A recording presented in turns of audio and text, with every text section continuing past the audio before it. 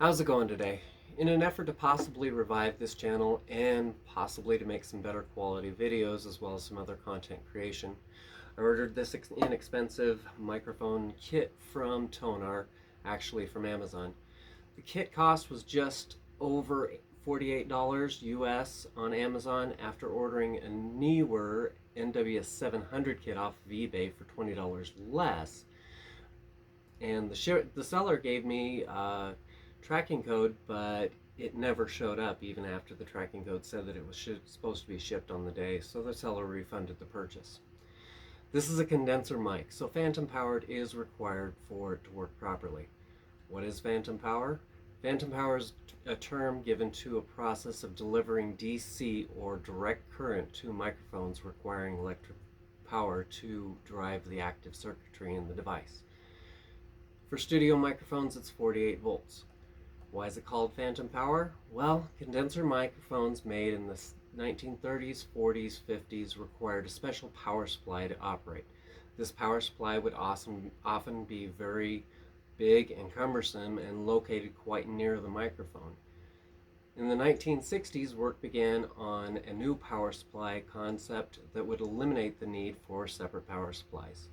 Schoeps and Neumann, German microphone manufacturers, were the leader in this development. Eventually, a new condenser microphone power standard emerged. The DC power to operate these condenser mics was provided by the mixing board and delivered via the mic cable. What does one call a power supply that is working but invisible? Phantom power. The source on that is Shure Inc. Applications and Engineering. So I wanted to make sure what I was ordering was a full kit, including the microphone, a suspension arm, scissor arm, shock mount, phantom power supply, and pop filters. This kit also says it includes a USB sound card. Well, I'm not so sure that we'll be using that or needing that, but at least I might be able to get rid of this and we won't have to have weird sound issues and everything else. So let's get into it. Now this could be a total catastrophe because I haven't opened this yet, so I don't even know if everything's in here or if it's even the right one or what. So let's take a look.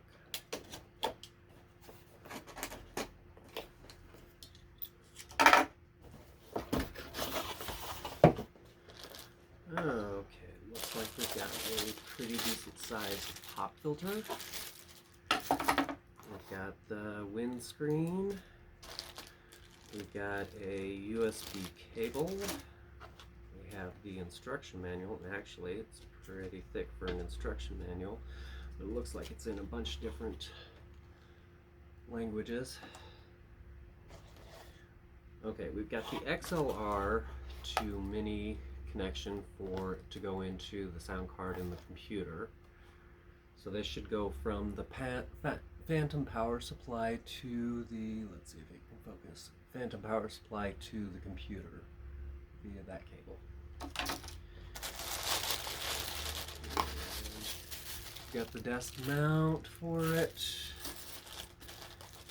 and we also have the phantom power supply. And so it's got the XLR jacks on the back and the USB where it's going to get power from. And then the power button on the front, just power. And that'll get power from the computer via USB. We also get a shock mount. It looks like, oh, there's the USB sound card. Now it doesn't show any name brand on it or anything else like that. I'm not sure if it's going to automatically work for Mac or Windows. We'll probably be using it mostly for Mac OS X. Then we also get the scissor arm, and it looks like it has the XLR cable already pre-routed through it. So there's the XLR cable ends and the scissor arm or the boom arm. Looks like it'll do pretty good. And then we've got the actual microphone. There were two colors on this one that I could choose from. One was black, one was blue. I went with the black not because it's anything aesthetic or anything else like that. It's just kind of what colors I go with. So let's get it set up and see if it sounds any better.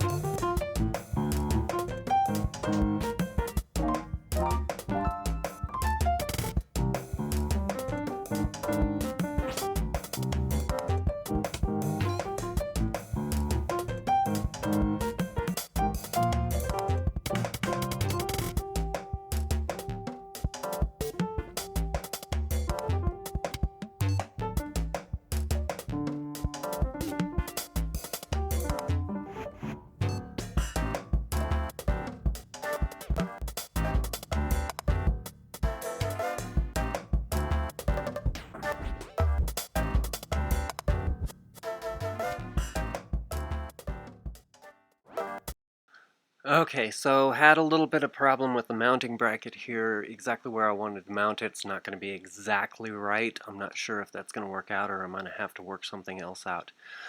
This microphone's got a cardioid polar pattern. It's actually a unidirectional cardioid, so if I move off to the sides, you should be able to hear that my voice is falling off.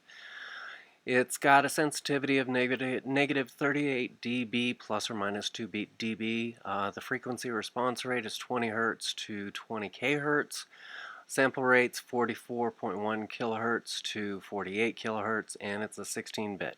Hopefully this sounds a little bit better than my Bluetooth headphone that I was using connected to my camera, or actually my cell phone. I'm going to probably start using the Canon 5D Mark II to go ahead and do the videos if I continue to do this. Hopefully you like this. Thanks for stopping by.